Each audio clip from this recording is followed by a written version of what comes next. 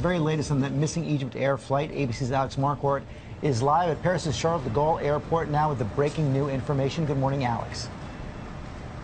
Good morning, George. Just a short time ago, we heard from France's President François Hollande. He said that no hypothesis can be ruled out in this crash. And that, of course, is a reference to terrorism, which Paris is all too familiar with after those two massive attacks last year. Just moments ago, we got word that in light of the November 13th attacks, that the lower house of parliament here in France has extended the state of emergency.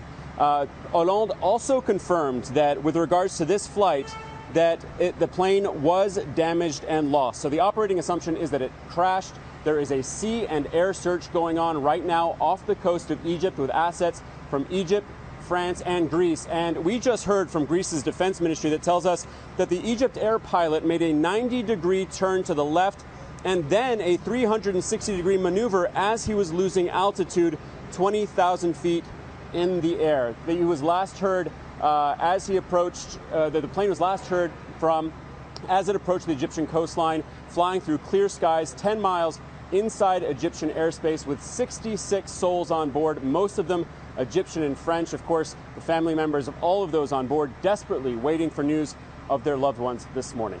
Robin, George. All right, Alex, thank you. The news about the maneuvering there. But we go back now to ABC's chief investigative correspondent, Brian Ross, with more on the investigation right now. What are you continuing to hear, Brian? Well, good morning, Robin and George. The information we have at this point is that the working theory is that somehow a bomb was smuggled onto the plane in Paris. In the last several weeks, authorities say there have been warnings about laptop computers used to hide bombs. There are several examples of that in Somalia.